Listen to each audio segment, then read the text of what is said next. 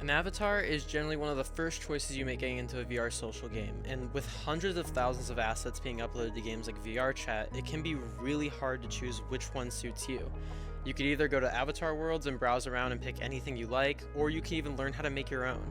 And the choice is ultimately yours, and with the global avatar market being worth almost $280 billion with a B, there's an unbelievable amount of things you can do. And it is your chosen digital representation of you, and that means a lot whenever it comes to interacting with others. And I'd like to say there's different ends of the extreme when it comes to avatars. On the low end, you have the people who use it as a secondary persona from themselves, and they generally just see it as an avatar and nothing more. And at the extreme end, you have the people who see their own avatar as an extension of themselves. And as crazy as it sounds, many find comfort in this, but some absolutely do not. The beauty and horror of VRChat is that you have the anonymity that comes with the internet itself, the honesty coming as a result of that, and the reason I say horror, yeah, that. Man-made horrors beyond comprehension. Even if you didn't make your own avatar, it can still say a lot about you. And you might ask why. Well, you chose that avatar, didn't you? Because you liked it. And it still represents your interests as a person and just you online. Sounds pretty obvious whenever I say it like that, but it's true. Your general aesthetic and just what you like on that avatar can reflect your personality, even if it's not your avatar. But what if you want to make your own avatar? Well, since we're on it, why not talk about it?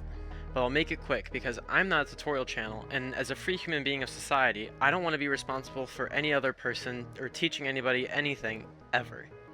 Most of the time, you'll end up seeing personal avatars, which generally make up about 80% of VRChat's uploaded avatars. And that means installing the creator companion, going into Unity, then buying the avatar base that you want, putting in the shader required for that avatar, throwing that into Unity, slapping some clothes on it, which some of you honestly need to do, which I just do with Modular Avatar, made my life less of a living hell. Making toggles for said clothing, which I just use VRC Fury for, thank God for smart furries making my life easier again. Give some bugs a good old taste of liberty and freedom. Run, Cedar, run! Oh no! Cleaning up anything else that's unneeded, and then bam, you're off to uploading.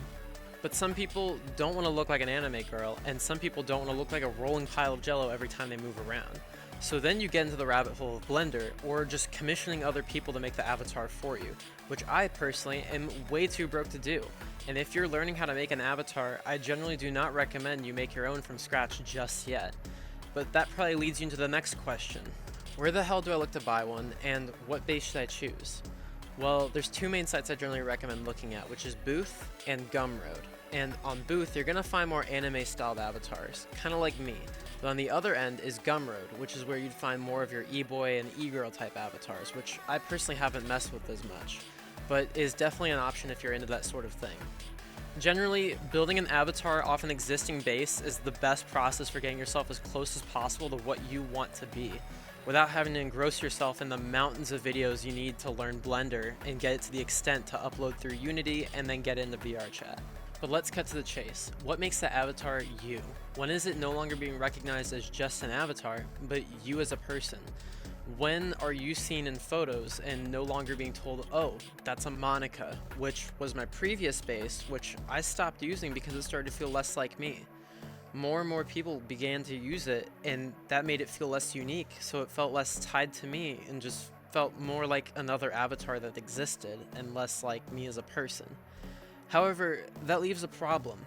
The more popular a base is, the more support it's given, which allows for more variation for people who use that base. But on the offhand, less popular models get little to no support at all, leaving many looking the same as others. So if you want to be more unique with that base, you're going to have to be less unique with the clothes, and vice versa. Personally, I refuse to weight paint and mold clothes to less supported bases in Blender, so I'm just going to straight up ignore that. So how can you make your avatar more unique without actually wanting to paint your room red? Well, the best way, I'd say, is the face. You can alter blend shapes in Unity to make your avatar's face go from this to looking like this. Look how beautiful this creature is. It doesn't even look like a child anymore. And you should take notes, people, because this is what perfection truly looks like. You can make avatars that go from looking like every other one out there to immediately having that one be you. And if I were just starting, this is the direction I would go because it helps you stay unique, create your own vibe, and just generally retain clothing support, which I would recommend if you don't want to be stuck to just 3 clothing options, kinda like me. We could get into the world of body swaps where you can mix the heads of avatars and you can end up with some pretty freaky shit. But if you like the look of one avatar head, you can throw it on the base of a more popular avatar's body, and then you can choose outfits for that avatar that are just easier to put on, which is also honestly a pretty valid option.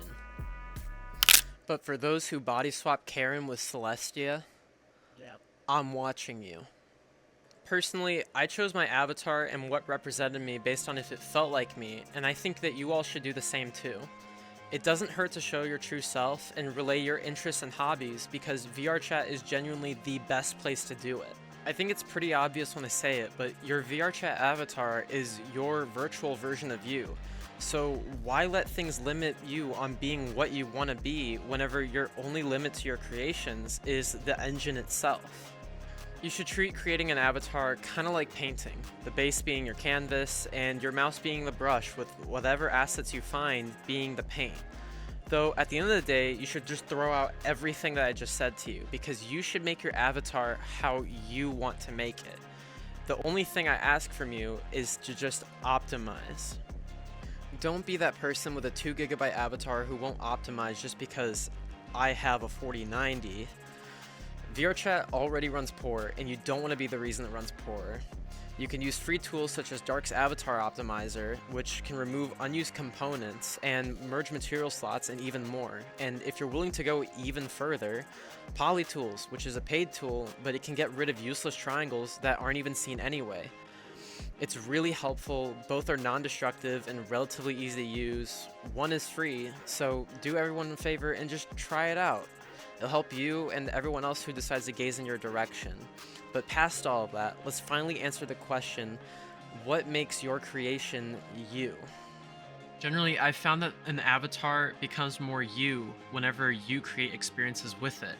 And as of lately, I've found that switching avatars, people always end up preferring the one that they had before, especially me, partly because I think people don't like change, but partly because they enjoyed the memories they associated with the previous avatar. However, how good an avatar is to someone is always subjective and can never really be measured. At the end of the day, I think that what makes an avatar more you is the amount of love, time, and care you put into it. And the experiences you make in that avatar is what makes it become you. And it can't be you if you don't bother to tie yourself into it and take the time to really understand it and make it become you. Thank you for watching this video, and sorry if it's been taking me a moment to upload. College has been ramping up, but don't worry, I do not plan on stopping.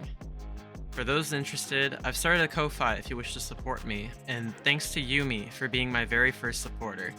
It goes a long way, and it means a lot to helping the channel grow. And thanks to Goldie for producing all of the music in this video. Go check out their socials if you'd like to hear more. Thanks for watching, and I'll see you guys in the next one.